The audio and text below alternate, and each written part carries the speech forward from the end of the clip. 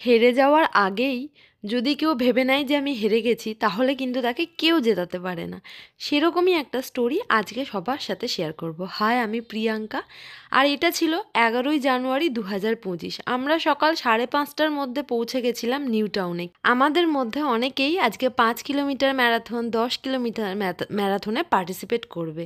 আর এগুলো হলো আমি যখন প্র্যাকটিস করেছি তার কিছু স্ক্রিনশট। জাস্ট 3-4 দিন মতো প্র্যাকটিস করেছিলাম, যেহেতু আমি একেবারেই নন অ্যাথলেটিক পারসন। আর সকালবেলা আসার পরে এই যে একটা ওয়ার্ম আপ সেশন ছিল, সত্যিই প্রশিক্ষক ছাড়া কোনো কিছুই প্রপার প্রসেসে হয় না। আর আমরা তারপরে 6টার সময়, ডট 6টায় শুরু করে দিয়েছিলাম 10 কিলোমিটার ম্যারাথনের জন্য। ওই যে আমি আসছি, আর আমার সময় লেগেছিল 1 ঘন্টা 27 মিনিট। বিশ্বাস করুন, এই পুরো 1 ঘন্টা 27 মিনিট আর 10 কিলোমিটারের মধ্যে লাস্ট 200 মিটার আমাকে বাঁচিয়েছে। কারণ এই লাস্ট 200 মিটারে আমি প্রচুর 10 কিলোমিটার ম্যারাথনারকে দেখেছি দাঁড়িয়ে আছে, কেউ সেলফি তুলছে, ফটো তুলছে। এরকম অবস্থা আমি ভেবেছিলাম যে যা হয় দেখা যাবে, উইনার হতে তো পারবো না, বাট একদম তাড়াতাড়ি করে ছুটে যায়। আর সেটার জন্য যে আমার পুরো দিনটা চেঞ্জ হয়ে যাবে, এটা আমি লাইফে কখনো ভাবিনি। আমি কখনো এর আগে মনে হয় 2-3 কিলোমিটারও ছুটিনি। হ্যাঁ, আমি কেদারনাথ ট্রেক করে গেছি 2বার, তুঙ্গনাথ 2বার গেছি, ব্যাস আমার ঝুলিতে এইটুকুই, তাছাড়া আর কিছুই না। আর দেখুন, আমরা ফিরে সবাই মিলে খুব আনন্দ করেছি, কারণ আমরা নিজেদের কাছে প্রত্যেকে জয়ী ছিলাম। কারণ যারা 5 কিলোমিটার ম্যারাথন পারফর্ম করেছে তারা 5 কিলোমিটার কমপ্লিট করেছে, আর যারা 10 কিলোমিটারের জন্য ছুটেছে তারা 10 কিলোমিটার কমপ্লিট করেছে। তার জন্য আমরা খুব খুশি ছিলাম।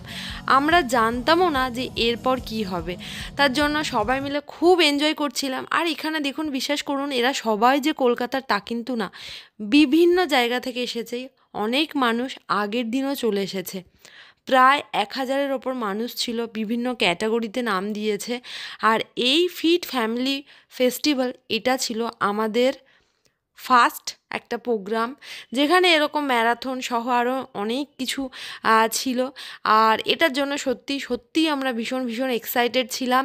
কারণ এর জন্য যে প্র্যাকটিসটা আমরা করতে যেতাম 3-4 দিন করেছি, যে প্র্যাকটিসটা, তার মধ্যে কি হতো, সবার সাথেই রেগুলার বেসিসে দেখা হতো, অনেক কথা হতো, যার ফলে বন্ডিং আরও বেশি স্ট্রং হতো। তারপর শুরু হলো প্রাইজ ডিস্ট্রিবিউশন টাইম। আর এই যে সবার ফার্স্ট উৎস সেকেন্ড হয়েছে ওর এজ ক্যাটাগরিতে। আর এটা তো মানে আমরা ভেবেইছিলাম আমাদের মধ্যে কেউ হতে পারুক আর না পারুক, উৎস আর সুব্রত হবে, ব্যাস ওতেই আমরা খুশি।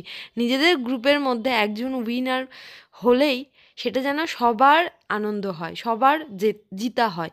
তো সেটাই আমরা খুব খুব এনজয় করছিলাম। আর উৎস একটা টাইমে কিন্তু পুলিশের চাকরির জন্য অনেক ছোটাছুটি করতো। তো ও আর সুব্রত তাও কিছুটা এরকম ফিটনেসের দিক থেকে অনেকটা বেশি অ্যাক্টিভ বাকিদের তুলনায়। তো ওর এই মানে পজিশানটা ও ডিজার্ভ করে। আর ওকে নিয়ে দেখুন আমরা সবাই আনন্দে মেতে উঠেছিলাম। তারপরে আচানক মানে মেয়েদের ক্যাটাগরিতে থার্ডেতে আমার নাম যখন ডাকলো, আমি তো পুরো অবাক, বিশ্বাসই হচ্ছিল না যে আমার নাম ডেকেছে। তবে হ্যাঁ, পিঙ্কি বারবার বলছিল যে দেখবে তুমি কিছু একটা হবে, দেখবে তুমি কিছু একটা হবে। আর যখন আমি দৌড়াচ্ছিলাম তখন আমাকে সুব্রত বলেছিল যে তুমি যেভাবে দৌড়াচ্ছ এইভাবেই দৌড়াও, তুমি কিন্তু মেয়েদের ক্যাটাগরিতে 3-এর মধ্যে আছো।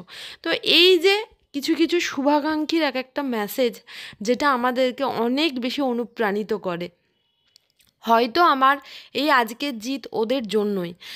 তো আমি তো খুব খুশি হয়েছিলাম, এত কিছু ভেবে আসিনি, এগুলো পুরো আনএক্সপেক্টেড ছিল। আর এতজনের মাঝে থার্ড হওয়া, এটা আমার কাছে বিশাল কিছু। তারপরে সবথেকে খুশির ব্যাপার যে আমি ফার্স্ট সেকেন্ড থার্ড এই স্টেজ শেয়ার করছিলাম আমার বোনের সাথে। আমার বোন হয়েছে সেম ক্যাটাগরিতে সেকেন্ড।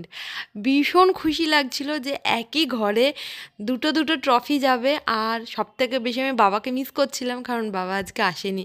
আর তারপর দেখুন, এরা সবাই ওয়েট করছিল আমাদের জন্য। আমরা যেই এসেছি আমাদেরকে তো পুরো নিয়ে নাচানাচি শুরু করে দিয়েছিল। আর ওই যে বললাম, একজনের জিত মানে সবার জিত, আমরা একটা গ্রুপ, এটাই দিনের শেষে আমরা ভাবি।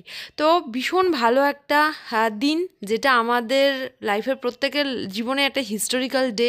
সুব্রতর ভিডিও আর রিনা ম্যাম মানে আমার মায়ের ভিডিও আমার কাছে নেই। মা হয়েছে 5 কিলোমিটারের সেকেন্ড, সুব্রত হয়েছে ওর এজ ক্যাটাগরিতে সেকেন্ড, মানে সব ঝুলি আমাদের পুরো ভরে গেছে ওই দিন।